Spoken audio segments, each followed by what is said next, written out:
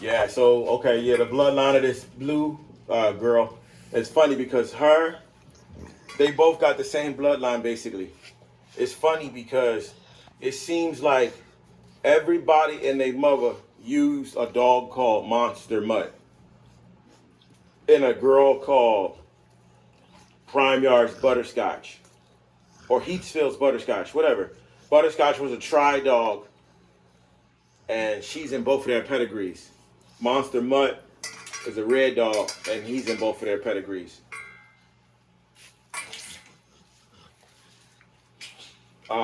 It's really weird. It seems like everybody decided to breed with those dogs, Monster Mutt and Butterscotch, Prime Yard's Butterscotch. Oh no, Heathfield's Monster Munch and Heathfield's Butterscotch or Prime Yard's Butterscotch. One of them motherfuckers, but they all the same damn dog. So I'll tell you what's in her blood. Some of the big names in her blood. She's 3 times show-stopping ace. On her mom's side, she's got show-stopping ace twice, and on her dad's side, matter of fact, it's 4 times show-stopping ace. The dad probably got show-stopping ace. Bishop, the blue dog. Show-stopping ace a few times. Then we got Bossy Stacks in her bloodline. Bossy's Adios in her bloodline. And I think it's Bossy's Goosebumps in her bloodline. Also, on her dad's side, you got Domestic Threat, you got Terroristic Threat, you got Cronus Maximus of Pitbull Empire, and the Cronus Maximus, their blood is basically show-stopping ace blood. That they used some other blood in there and show-stopping ace blood to make their bloodline. It's a down south Georgia blood. They produce a lot of champagne dogs. All their dogs are champagne, the same color as show-stopping ace. It's funny because when we bred the dogs, we never knew that they both would have show-stopping ace in their bloodline. And he might be in there like 4 times. Show-stopping ace was a dog that, he wasn't the biggest XL. I think he was only like maybe 90 to 100 pounds. But he had so much muscles and so much abilities that when he stacked up the bigger dogs, he would beat them just based on his looks. And the funny thing, Bishop, I just wonder why Bishop is so kind of small with so much muscle. And I think that is part of the ace blood. Then we got some big heavy hitters. Snowstorms Bullies Ghost. Snowstorm Bullies Ghost, I believe his father is Stacks. Bossy Stacks. I could be wrong. Or Bossy's Goosebumps. One of the two. But what I would say about that is there's some serious legends in this dog's bloodline. And it brings me back to when I got Bishop. Bishop was not the biggest dog. As a matter of fact, Bishop is not big at all, really. But he's got a lot of good cuts, a lot of good structure, and a lot of good blood in him.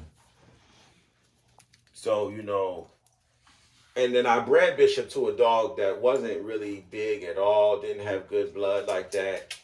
Then the puppies all came out, the males came out 100 plus. 100 plus pounds, most of them.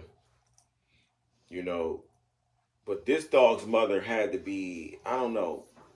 I'm going to just say that the mother of this dog was 100 pounds. But she's from Snowstorm's kennel. And their claim to fame is having 130 pound females. So if their females are 130 pounds, people know that if they put their males on those females, they're going to automatically get big dogs. If your females are already 130 pounds, when you throw a male on there, it doesn't even really matter how big he is. Not to saying that they don't care, but at that point, if you got a tall, heavy female all you need is some structure to throw on there. And basically, I got Bishop, and Bishop was not, as big as he's supposed to be, and he didn't have the look of his father. His father is Domestic Threat, a big 140-pound block beater dog, big dome, big body. Domestic Threat is a terroristic threat's son. But what I would say is, I always knew that if I bred Bishop, I could get 100-something plus pound dog, or let's just say the dog that I was looking for. We're looking for a real nice beefy dog. We like big boned, big blooded dogs. Sometimes you keep a dog based on structure. Sometimes you keep a dog based on color. But at the end of the day, in the bully game, it's all about who has the biggest, baddest dog. And that's pretty much it. They just care about who dog is the bigger. And they got to have some kind of structure to it. But really, it's just all about size. And it can't be like fat. Fat dogs are cool. Some people like them, but it's more so a thing of dogs with structure. Structure is very important. And temperament, to me, is one of the most important things, because I don't like a bad temperament dog, a dog that's trying to kill stuff. It's too much activity. Obviously, this puppy has a lot of energy because it's a puppy. But I'm telling you, it's got a big, fucking fat, square dome. And the funny thing is on both sides, the dog has a lot of show-stopping ace. So I'm expecting for this to just be a bigger show-stopping ace, reincarnated as a female. That's what I'm expecting. Because if a dog is in the dog's bloodline on the top and the bottom, like 3 or 4 times, well, who knows how many times it's really in there, but show-stopping ace shows up in this dog's pedigree probably 4 times. And then you gotta think, so 4 times, that's just all structure. And another dog that Bossy uses, Bossy got that look from show-stopping ace, and Bossy got his size from Monster Mutt. So you take a dog like Monster Mutt, that's just a big dog, probably a big supersized XL. I'm not sure how big he was, but he must have been really big and bully because everybody used him to start their stuff, especially Bossy. Bossy really used him. So then you take a dog like Showstopping Ace, was a pretty dog that's actually a bully, because the funny thing is Monster Mutt is a Camelot dog. Camelot dogs are not bullies. They are pit bulls. But then some people don't consider them pit bulls because of their size, so they call them working bullies now. No, But basically, a Camelot pit bull is its own thing. Camelot dogs consist of big, gigantic red dogs. They also consist of small red dogs, fiery, hot red dogs. They can be 45 pounds to 100 pounds. So it's all about how you are breeding your dog. So basically, the original founder of Camelot uses a 110-pound dog named Camelot's the Duke. But every now and again, he would add in a fiery female or a fiery male. Mostly he would add fiery females in. And the females could be 45 pounds, 100 pounds. It didn't matter how big the females was, as long as they were red and they had some go. At the end of the day, the Camelot dog, you can breed them however you want to breed them. You can breed them fiery. You can just breed them big. The big ones are still going to be fiery, but obviously if you're big and fat or big and chunky, you're not going to be able to do as much work as the smaller dogs. But, that's what I'm saying. So when these dogs go all the way back, you got that red dog in them. Heavy red. And then they use a real live bully, which a lot of people don't use. Showstopper Ace was a real live bully. He was probably like the first bully that was an XL type thing. Like what I mean by that is most people take and breed mastiffs to pit bulls and all types of different shit to make XLs. But Showstopping Ace was a real live bully. I don't really know. His parents was some Razor's Edge, somebody, and something. I don't really want to. I can't really. I know it's Juan Gotti or something like that. But he just turned out to be, you know, a little bit taller than the standard, so he was able to be an XL. So if you know, when you see a lot of these bullies, XLs, and you trace their lineage, you won't find a dog that's a bully. What do I mean by that? You won't find a dog that's a bully, like a dog that was competing as an American bully. What you'll find is an end to their paperwork where it stops. Most bullies should start off with Juan Gotti or Razor's Edge, somewhere on it, down the bottom. You know, I think it was damn, why can't I think of it? Juan Gotti's Knuckles. You got Juan Gotti's I think it's Knuckles. And it's another dog. But if your dog's paperwork don't go all the way back to a skinny Razor's Edge type of bully, a standard bully, or a gray line bully, basically somebody did something. They mixed something and made something. You know what I mean? And it ain't nothing wrong with that. I'm just saying a real bully should have a real bully somewhere in it. At least one. And some of y'all don't know what real bullies are. I'll name a few. Like I said, you had Razor's Edge back in the days. You had Gotti Line. So if you know, those were like the first two real joints. It was Razor's Edge, Gotti Line, and Gray Line. And I think the Gray Line was before all of them. You know what I'm saying? You had Remy. You had Remy, you know, and then you also had, like, along came Dax. And Dax, this is a whole nother subject about those type of dogs, but that was like the second phase of the bully. And then the XLs, like you see right here, him, that was the third stage or fourth stage when they started putting in that monster mutt dog, that Razor's Edge. I mean, that Camelot. That's why you see them teeth, you know, are ready to do some damage. And then, like, well, her teeth. You know, anytime you got a dog with really good teeth, you got to think that some kind of game dog was bred into that. Because most purebreds, 100% purebred dog got crappy, small little teeth. They got bad teeth because basically when you don't cross different bloodlines into your blood, the teeth just start getting smaller, and you know, you need to mix shit into your dog. So it wasn't nothing wrong with them mixing that in there. It's just that if you got an XL bully, I need to have some bully in it. And this is what this dog comes into play with, a lot of that. With a lot of that Showstopping Ace, which goes back to the original American bullies. But yeah, we got to get this girl up to 20 pounds, man. She's 10 weeks. You know, the last litter I had off of her father, this nigga chewing the feet off. Damn. I don't know if I should be letting him play with her. I mean, he could just, look at that. Man, he could bite her in half. Look.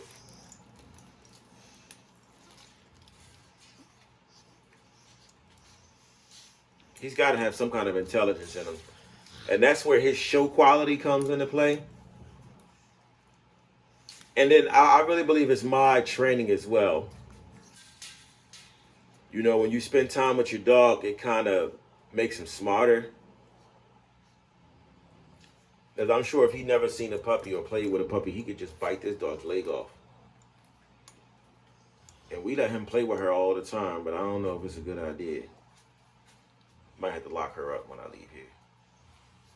Hey! Be careful, dude. You bite that dog too hard, I'm gonna have to kill you. Yeah, I don't know if I should let them play together alone. I'm gonna have to lock her up in her cage. I ain't like the way that just looked.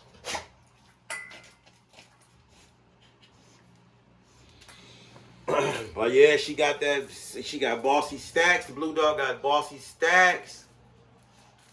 Show stopping ace for real is the real good blood in her. You know, y'all. A lot of y'all new guys, y'all don't know what that is. Y'all don't know nothing about the grades. Y'all don't check the pads. Y'all just look at the new dogs up front. But the reason why pedigrees are so important is because when you breed a dog that is totally unrelated to another dog, like Bishop's mother and father have basically no relatives together. And that's why Bishop came out, you know, with a big head, different style body. You cannot breed dogs that are basically different bloodlines. You got to keep the bloodlines the same. Somewhere along the line, I got to have some relatives that are related and look like those relatives. If you don't, then what you'll get is just a mixture combination of a dog. And it won't gel right. Like with this guy, you want to breed him with his own bloodline, basically, mostly bossy. But what I'm going to do with him, if we're going to totally cross him out, then we'll, you know, totally cross him out, which means is I'm going to breed him with something that's totally not related to him. But then again, it's going to be related to him because the funny thing is I'm going to breed him to, we're going to breed him to a Camelot dog, supposedly. So way back in the beginning of the pads, the Camelot's the Duke.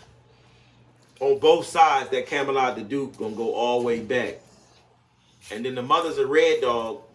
So obviously, not going to say that all red dogs are related, but if she's a red dog, more than likely, the mother's going to be related too, because the red dogs came from old family reds, and that's how they created the red-nosed pit bull, and the Camelot blood has a old family red in the beginning of it before Camelot's the Duke. This is really complicated shit, y'all, but basically, we're going to breed them to a red dog with Camelot in it, and the Camelot got a little Razor's Edge in it, little Chevy in it, and some of that old school fiery red. That's what we're going to breed King with. You know what I mean? So the bloods are not totally crossed out. We'll be making mutants. We'll just be making, like, you know, distant cousin breedings. And with her, we're going to wait to see how she grows. I mean, I probably won't breed her with King. I'm going to try to find somebody with her blood, you know, to breed her with. Maybe I go to Elite Productions Kennel and see if they got a male that they starting out, some terroristic threat shit.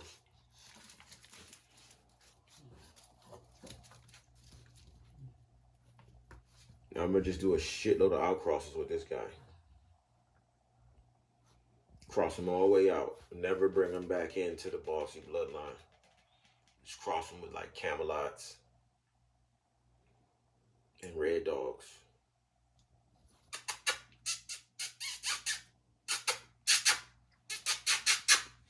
Then I'll use whatever he creates, you know, that's good back into another dog. And this was just a bloodline rant. I'm going to be doing a lot of pedigrees on every dog, you know, showing every dog that's in it.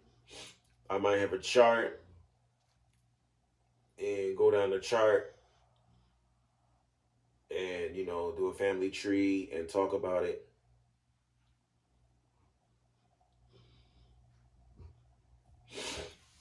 We're going to do it, y'all. We'll break it all down.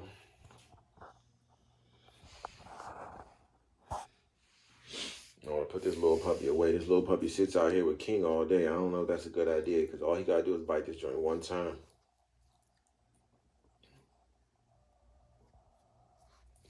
One bite.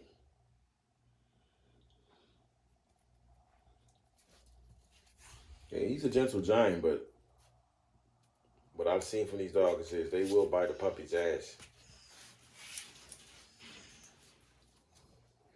Oh, yes, they will.